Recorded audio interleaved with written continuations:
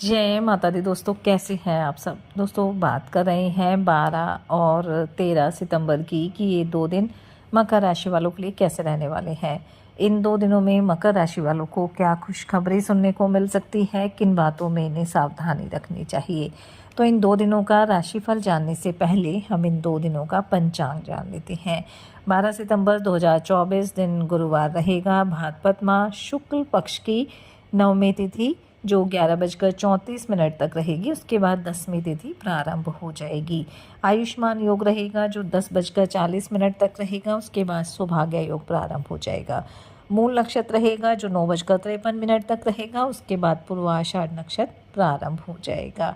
चंद्रमा धनु राशि में अभिजीत मुहूर्त का समय रहेगा 11:52 से 12:41 तक। राहु काल का समय रहेगा दोपहर 1:50 से 3:23 तक। अब बात करते हैं 13 सितंबर की। 13 सितंबर 2024 दिन शुक्रवार रहेगा। भाद्रपद माह शुक्ल पक्ष की 10वीं तिथि जो 10:32 तक रहेगी। उसके बाद एकादशी तिथि प्रारंभ हो जाएगी। सौभाग्य योग रहेगा जो 8:47 तक रहेगा। उसके बाद शोभन योग प्रारंभ हो जाएगा। पूर्वाषाढ़ नक्षत्र रहेगा जो 9:36 तक रहेगा। उसके बाद उत्तराषाढ़ नक्षत्र प्रारंभ हो जाएगा। चंद्रमा धनु राशि में अभिजीत मुहूर्त का समय रहेगा 11:51 से 12:41 तक। राहु काल का समय रहेगा 10:15 से 11:51 तक। दोस्तों आज मैं आपको एक छोटी सी जानकारी देना चाह रही हूँ। आपने मोरपंख तो देखा ही होगा जो भगवान श्री कृष्ण को अत्यंत प्रिय होता है, और मोरपंख भगवान श्री कृष्ण को अर्पित करने से हमारे घर परिवार में सुख शांति बनी रहती है और भगवान श्री कृष्ण जल्दी प्रसन्न होते हैं।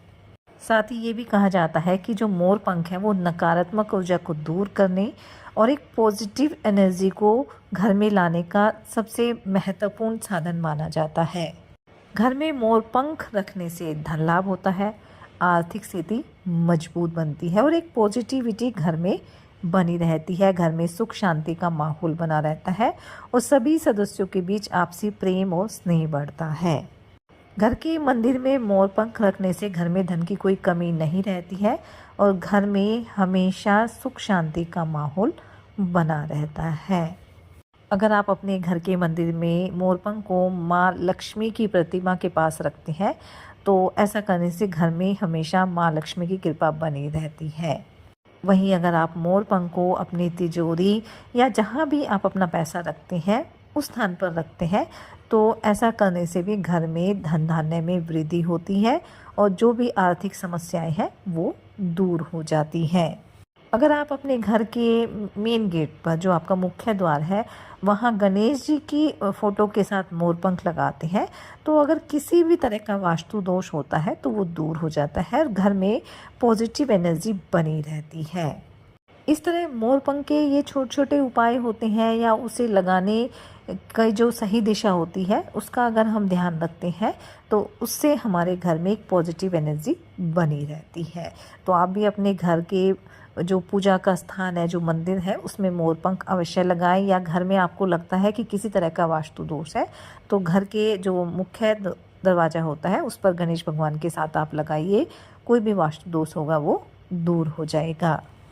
तो चलिए बात कर लेते हैं ये 2 दिन मकर राशि वालों के लिए कैसे रहेंगे। ये 2 दिन मकर राशि वालों के लिए सामान्य रहने वाले हैं। कारोबारियों के लिए ये 2 दिन अच्छे रहेंगे। कोई बड़ी डील आप फाइनल कर सकते हैं। वहीं नौकरी पेशा लोग भी इन 2 दिनों में अपने कार्यों को तय समय पर पूरा करने में सफल रहेंगे, लेकिन आपके जो सहकर्मी हैं वो आपके कार्यों में कोई गलती निकाल सकते हैं। इसलिए आपको अपने सहकर्मियों से थोड़ा सावधान रहना होगा। हालांकि उच्च अधिकारियों की कृपा दृष्टि आपके ऊपर बनी रहेगी। रोज़मर्रा के काम आपके पूरे हो जाएंगे। आपको कोशिश करनी है कि इन कार्यों में आप किसी तरह का चेंज ना लेकर आए। अपने कार्यों को सावधानी के साथ करें। अपनी जिम्मेदारियों में किसी तरह की ढील ना बरतें। इन 2 दिनों में आपको किसी ज़रूरतमंद व्यक्ति की मदद करने का मौका भी मिल सकता है और अगर आपको ये मौका मिलता है तो आप अपनी सामर्थ्य अनुसार उसकी मदद अवश्य करें। इससे आपके मन को सुकून मिलेगा। धर्म कर्म में भी रुचि रहेगी, किसी धार्मिक कार्यक्रम में आप सम्मिलित भी हो सकते हैं। घर परिवार में सुख शांति बनी रहेगी।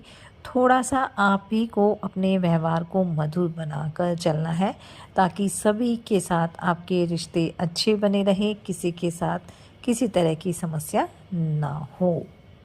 इन 2 दिनों में आपको इस बात का भी ध्यान रखना है कि आपकी माताजी आपसे किसी बात को लेकर नाराज़ हो सकती है। इसलिए आपको इस बात का पूरा ध्यान रखना है कि उनके मन को किसी तरह की ठेस ना पहुँचे। आप उनकी हर तरह से सेवा करें, उनका मान-सम्मान करें।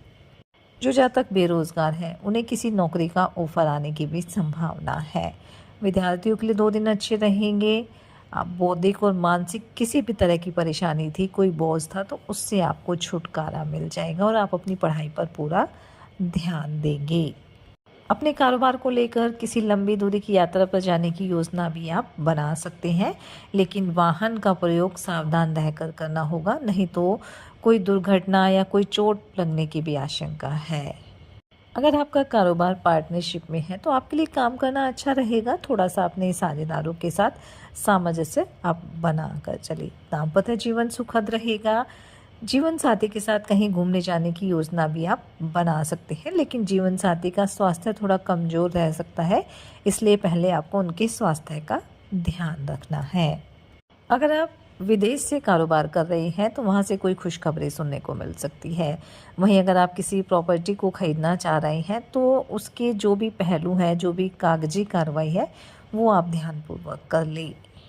अगर आप अपने कारोबार में निवेश करना चाहते हैं, कोई बड़ा लेन देन करना चाहते हैं, वो आपको थोड़ा सावधान रहकर करने की आवश्यकता रहेगी। जल्दबाजी में इस तरह का निर्णय आप ना लें तो आपके लिए बेहतर रहेगा।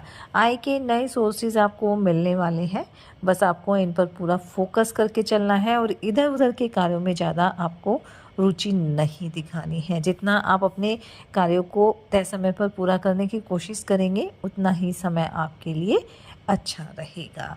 इन 2 दिनों में आप अपनी संतान के ऊपर कुछ जिम्मेदारी भी डाल सकते हैं और वो उसको निभाने में कामयाब भी रहेगी। स्वास्थ्य आपका ठीक-ठाक ही रहने वाला है, किसी तरह की समस्या नहीं है, लेकिन लापरवाही ना बरतें तो आपके लिए बेहतर रहेगा। तो कुल मिलाकर हम कह सकते हैं कि ये 2 दिन मकर राशि वालों के लिए सामान्य रहेंगे, लाभ के योग बनेंगे, लेकिन थोड़ी सावधानी बरतनी होगी। साथ ही सच्चे मन से आप ईश्वर आराधना करें, हनुमान जी और शनिदेव की आराधना करें, हनुमान चालीसा का पाठ ज़रूर करें, अपनी सामर्थ्य अनुसार गरीब और असहाय लोगों की मदद करें, अपने बड़ों का सम्मान करें, उनकी सेवा करें। इससे आपके जीवन में सदैव सुख शांति बनी रहेगी। ये 2 दिन आपके लिए मंगलकारी रहे, शुभता भरे रहे। इसी मंगल कामना के साथ जय माता दी।